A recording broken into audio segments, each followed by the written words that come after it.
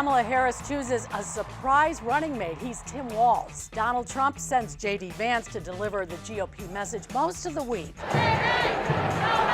Tens of thousands of protesters, they're expected in Chicago during the DNC, but where? Where will they march? That's in limbo. And while Harris has avoided interviews so far, Donald Trump holds a highly anticipated news conference in Florida. Thanks for joining us. This is The Brief. I'm Mary Ann Ahern. We now have 2 full presidential tickets, and the race is on for both campaigns to define Tim Walz ahead of the DNC. GOP branding him as far left. Democrats, though, they're leaning into his modest, Midwestern lifestyle. The dad on the ticket and his experience in Congress, someone relatable to the middle class. That's our first of 4 takeaways this week. This election is going to be a fight. We like a good fight. It's been a whirlwind 3 weeks. Kamala Harris became the Democratic nominee, then almost immediately had to choose a running mate, a process that typically takes months. So we got 91 days. My God, that's easy. We'll sleep when we're dead. Tim Walz, not well known on the national stage, was introduced at their first rally together in Philadelphia Tuesday.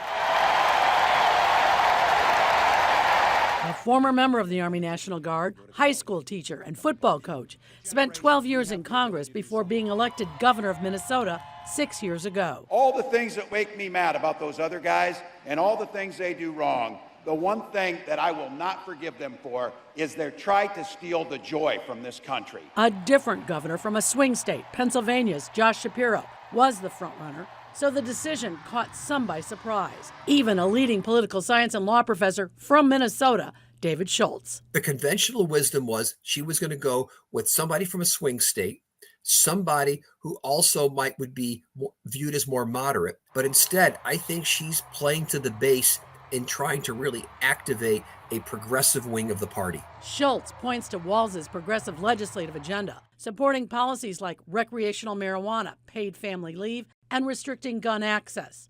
Strategists say choosing a running mate comes down to personal chemistry, and it's not a decision to be made lightly. Being selected to be vice president elevates you in a way nothing else really can. It gets you universal name ID overnight. You get introduced to all of the party's biggest fundraisers.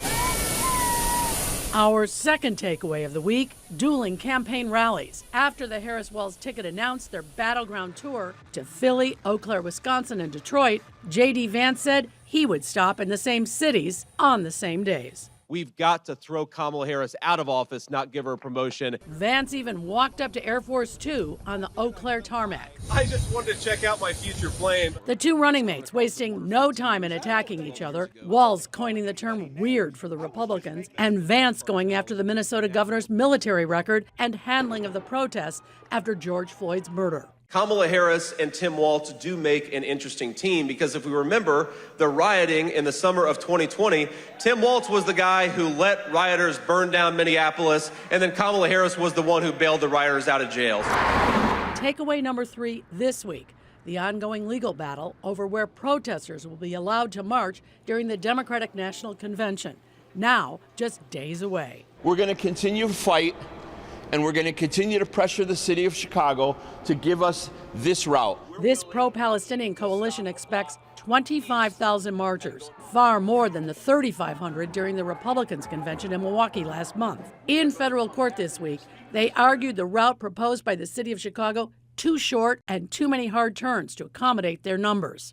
The city's attorney says, quote, "We're offering a site within sight and sound, and that's what the First Amendment calls for. And the things the plaintiffs want us to do are simply not workable." City officials say they will provide a speaker's platform at a park a block away from the United Center, and people wishing to speak must apply.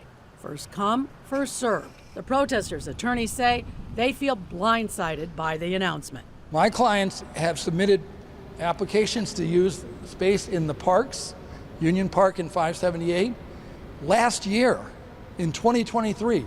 To say that we were angry is an understatement. Also concerned pro-Israel supporters and organizations who want to make sure laws are upheld when it comes to the pro-Palestinian protesters. American flags are not burned at peaceful protests.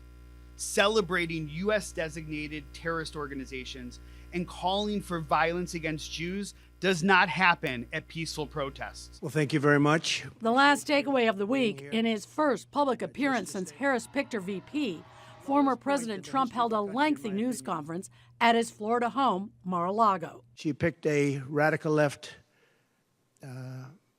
man that is, he's got things done that he has positions that are just not, it's not even possible to believe that they exist. The former president also referenced gun laws in terms of Chicago violence. The toughest gun laws in the United States are in the city of Chicago. You know that.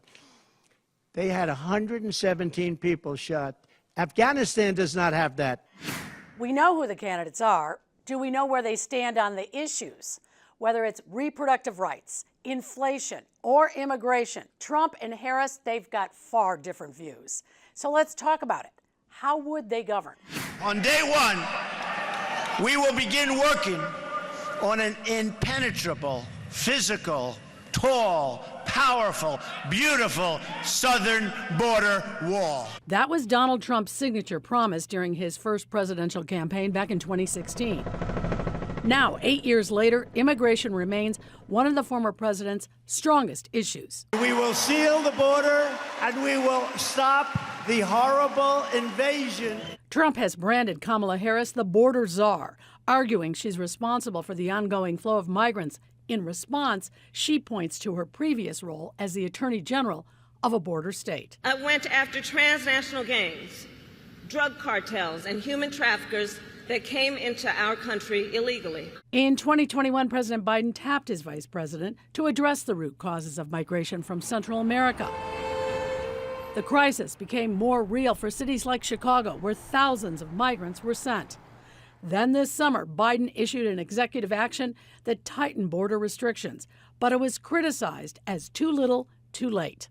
On a separate hot-button issue, reproductive rights, Harris has had much more to say. Women have no access within any reasonable distance of where they live to get this vital care. In March, Harris became the first sitting vice president to tour an abortion clinic while in office, arguably her strongest issue. She blames Trump for the overturning of Roe v. Wade. What we need to do is vote, because I'm going to tell you something. When I am president of the United States, I will sign into law the protections for reproductive freedom. Trump has avoided endorsing a national abortion ban, but he says he's proud he's appointed 3 conservative justices to the Supreme Court, recognizing through that overturning, Roe was an unpopular position with voters. Ahead of the Republican National Convention, the GOP softened its language about abortion on the party platform. It brought it back to the states. Now, I happen to believe in the 3 exceptions. Ronald Reagan believed with rape, incest, life of the mother. And finally, for voters, the top issue, according to polls, inflation and the economy. The market meltdown and recession fears putting it back in the spotlight this week. If Harris wins this election, you will quickly have a Kamala economic crash. Many struggling Americans believe Biden's administration is to blame for high prices, and Republicans are capitalizing on it. Trump is vowing to end inflation as groceries, gas, and daycare costs could drive voters' choices. And many struggling Americans believe the Biden-Harris administration is to blame. Harris is touting the 16 million jobs they've created. But overall, she's focusing less on the economy, more on other issues. Her running mate is also attacking the way Trump handled the pandemic. He drove the economy into the ground, and make no mistake, violent crime was up during Donald Trump's presidency. And speaking of the issues, this year for the first time, climate change could be on the ballot in a significant way. You know what I mean. You won't see climate change on the ballot, but it's certainly going to be talked about. How will Donald Trump and Kamala Harris's record affect voters' choices? NBC5's Kate Chappell, she reports on how this election could be a climate change turning point. I would say climate is definitely one of the most important issues. Natasha Bhatia will vote for the very first time this November. She's the co-director of Fridays for Future Chicago, a youth-led international climate strike movement, and believes her generation, the all-important youth vote, could tip the scales. Regardless of party, like Republican, Democratic, Youth are going to be voting for those that have the strongest climate policies, those who are going to prioritize environmental protection. Most polls show climate change is not the top issue driving most voters, but young climate activists say it could be a deciding factor in what's expected to be a tight race. We're really hopeful, but wary. Avi Horwitz with Sunrise Movement Chicago, another youth-led climate justice organization, is optimistic about Kamala Harris's record as Attorney General in prosecuting fossil fuel companies and the Biden administration's Inflation Reduction Act, the most comprehensive climate legislation in U.S. history. She was one of the original co-sponsors of the Green New Deal resolution, but has since walked back her support for the climate policies that we need. But he also has concerns neither has gone far enough and plans to put pressure on the new nominee to put forward a bold climate strategy. I'm confident that if they do, that young people will turn out and vote in huge numbers. Republicans and Democrats remain divided on the importance of climate change, illustrated by the stark differences between the candidates on climate policy. During his presidency, Donald Trump rolled back environmental regulations, approved major oil pipelines, and pulled the U.S. out of the Paris Climate Accord. The Paris Accord was going to cost us $1 trillion. Experts say as the effects of climate change become more apparent and tangible, the environment is likely to become a more important issue to voters. Extreme heat, for example, hurricanes or other natural disasters.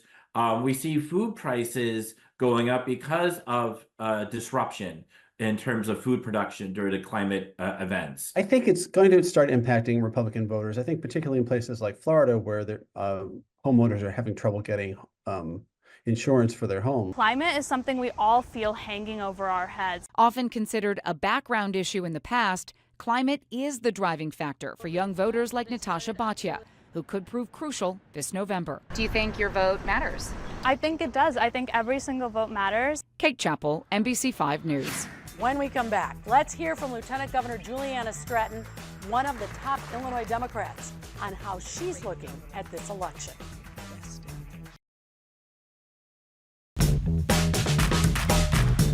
So joining us now, Lieutenant Governor Juliana Stratton. We so appreciate your time. Thank you for having me. Yes, 1 week out, the DNC. Oh my goodness, finally here after so much planning. And certainly there's more enthusiasm 3 weeks post RNC. However, there is a big tent of Democrats. Protesters will be here as well. Do you think everybody's ready? What do you envision in the week ahead? Well, Chicago is absolutely ready for the DNC, and we are prepared to make sure that it is a safe and enjoyable experience for all of the participants and attendees, both inside the convention center and outside the convention center. But we know that when I said big tent, Democrats always attract more protesters. It's just part of the, as some like Carol Moseley Braun has said to me, hey, it's just part of being at a convention. But there is some apprehension. You aren't worried. I'm not worried. I mean, I think that, first of all, we've been preparing for this for quite some time.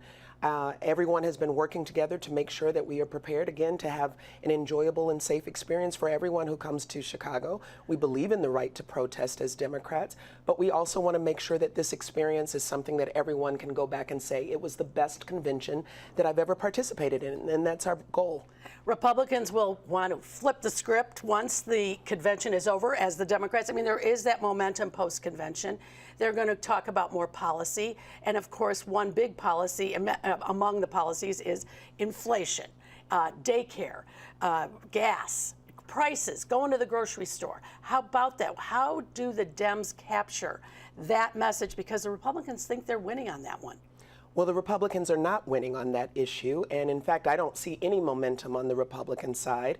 I see a lot of momentum for Democrats as we head into this convention, and momentum that's going to drive us all the way to the polls and make sure that we win this election. I mean, look, when we think about what the Republicans are trying to do in contrast, we see two very different visions for America. On the economy, we see Vice President Harris and Governor Tim Walz coming together who want to continue to expand the middle class, make sure that we uplift working families, making sure that we really hold corporations accountable and make sure they pay their fair share of taxes. But what the Republicans are doing, and certainly as we see with Donald Trump, he wants to just make sure that he gives all of his breaks to his friends, tax breaks to his friends in corporate America, and forgets about the working families. So I think we're going to lay that case out, not just at the convention, but all the way to Election Day and make sure that people understand that we are here to uplift working families. The Republicans are not.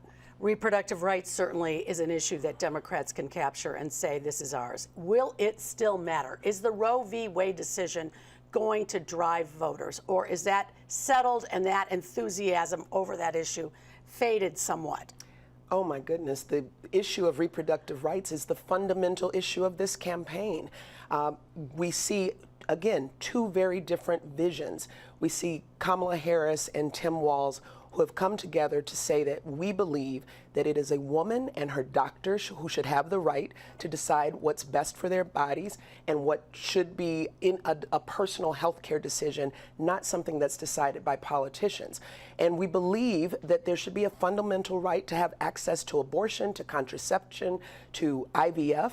And on the other side, we have Donald Trump and J.D. Vance who want to take away those rights, who want to rip away the right to contraception and to IVF and to abortion access. This is an issue that's going to drive people to the polls, not just women, but we've heard from so many men who have talked about the right to abortion for their daughters and for other women in their lives. And so we trust women. You've seen what we've done here in Illinois under Governor Pritzker's leadership, and we are going to make sure that we uplift all that we've done here to say this can be done on a national scale. We have so many things we could talk about with you, and I hope we can do it again sometime. But beyond November, what if Governor Pritzker might take a cabinet? I mean, that's such a what if. If there is a Harris administration, what if Governor Pritzker would take a cabinet position? We would be then talking to Madam Governor. Are you ready for that? Should that be a decision that's made? Well, first of all, we are going to make it happen that we have a Harris administration. But secondly, I don't really get into the speculation of, because it is a big what if, I don't get into speculation. What I will say is that every single day I get up, just like Governor Pritzker does, when we focus on what we can do that's best for the people of Illinois. I'm going to keep doing that every single day. You're often a team. You're not someone that has been, we'd have to say, as opposed to the Biden-Harris administration, we didn't see Harris often. We see you together. Do you feel as if you could step in should you have to? Well, look, I'm standing next to every single day as his partner in governance, J.B. Pritzker, and he is an incredible governor. I'm learning from what I believe is the best governor in the nation every single day, and that's a benefit. But what I will say is, again, I'm not going to speculate. What I'm going to say is that we'll keep doing the work of whatever is best for the people of Illinois, and I'm proud to do it alongside of him. Thank you very much, Lieutenant Governor Juliana Stratton. Thank you again for joining us. Thanks for having me. Up next, State Senator Sue Rezin, a leading Republican, someone who's considered a moderate voice of the party. Let's hear what she has to say.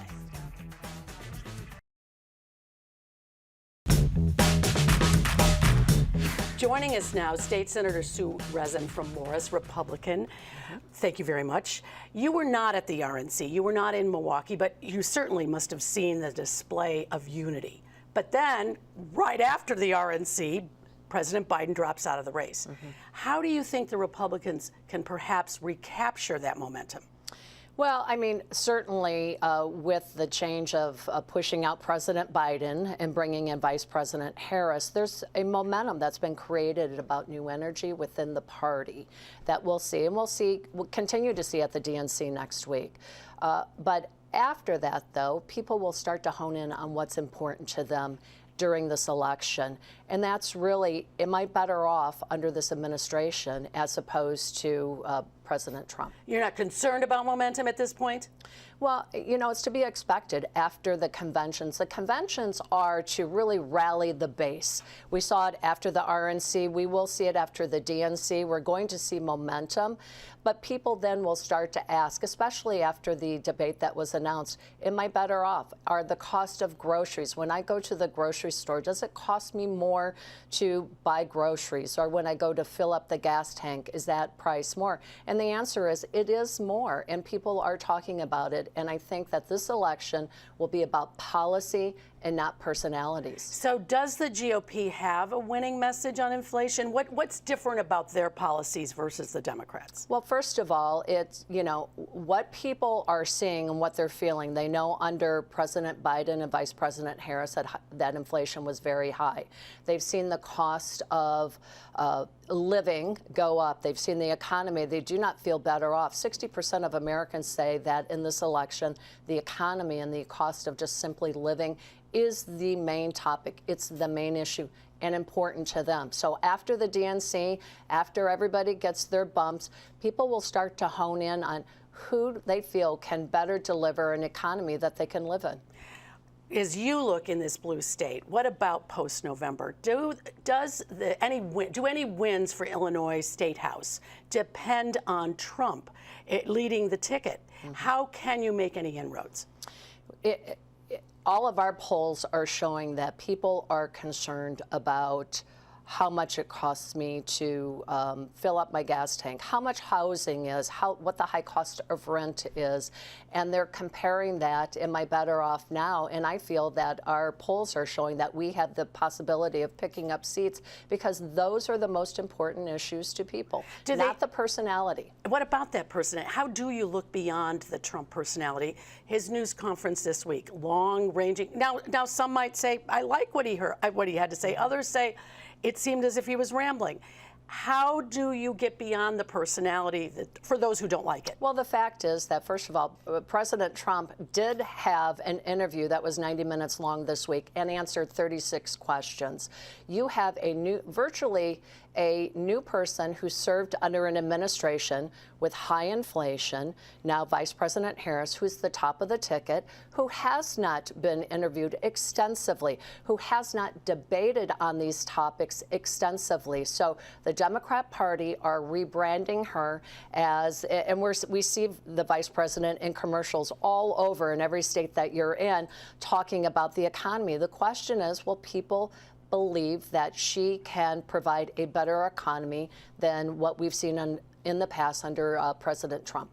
Women voters, reproductive rights, big issue for them, might drive many people to the polls. Where do you stand on what to do about that issue for Republicans? Well, interestingly enough, in the polls, that was a very important topic several years ago, but this year it's not polling near as high as the economy. When I go to the grocery store, how much does a loaf of bread cost when I'm trying to pay my rent? Why has my rent gone up? All right, but when someone says to you, how can I vote for a Republican if reproductive rights are threatened? How can you answer that for them? I feel that both sides understand where they are. The president has been asked about this. He has a position on this, and both sides do, but it's not polling as one of the top issues. It will bring out a base of voters for the Democrat Party because they continue to talk about it and the importance of it, but it is not the important issue of this election, and this election is on the margins. We will win this election on the margins, the swing states. What's important to the voters in the swing state? It's not the national poll. It's not the popular vote. It's all about the swing states. Republican State Senator Sue Rezin, thank you very much for your time today. We so enjoyed your conversation. Let's talk about the week ahead. Democrats, they've got a new nominee. It will not be a contested convention, but the interest in the DNC, it is increasing. More events are being planned. Some corporate clients, they're sending more people or extending their stay. Chicago is going to be the place to be. More interest in event space, too, at the United Center, but let me tell you, it is a scramble. The countdown is officially on. Just 1 week until Democrats from all 50 states arrive in Chicago to gather for their convention. During the RNC, J.D. Vance was introduced to the world. Now it's Tim Walz's turn. That's really the two big moments in the campaign when the country gets to see the vice presidential nominee are the convention speech, which will be here in Chicago in a couple weeks, and then that typically one vice presidential debate that everyone tunes in to see. Governor J.B. Pritzker, he was a finalist for the VP post. He will be front and center as the host of the DNC and says, should more migrants arrive as promised, everyone is prepared. We're as ready as we can be, and you've seen that we've done a lot of coordinating between different levels of government, the city, the county, the state, And we'll do everything we can. Asked for what's next for Governor Pritzker, he called it an honor to be one of the 6 finalists and says he will be on the campaign trail for the Democratic ticket. Just being in the running upped Pritzker's national prominence. But when asked about a cabinet position, That is not something I've contemplated. I really do love the job that I have. he also downplayed the idea that he would be interested in taking over Walz's role as chair of the Democratic Governors Association. As for whether he will run for a 3rd term as governor in 2026, or even possibly for the U.S. Senate, we'll be watching. The Honorable J.B. Pritzker. Certainly, his Democratic-controlled state House and Senate said they're relieved Pritzker remains in place, at least for now. And I don't know about you, but I'm ready to take him out for a shot of Malort. Because he's staying right here in Illinois. Also right in Springfield, the annual state fair. And in the week ahead, both parties hold their political days. So it is down to the wire. We're expecting the federal judge to make a ruling about DNC protest routes in the next week, early in the week, that is. And there will be visible signs of the convention here in Chicago. You're going to see street closures, signs all over the place. A political convention, it is a national security special event. We host many conventions and tourists here in Chicago, but the DNC, it is far different. We're going to be keeping track of all of it. That's the brief for this week. Thank you for checking in.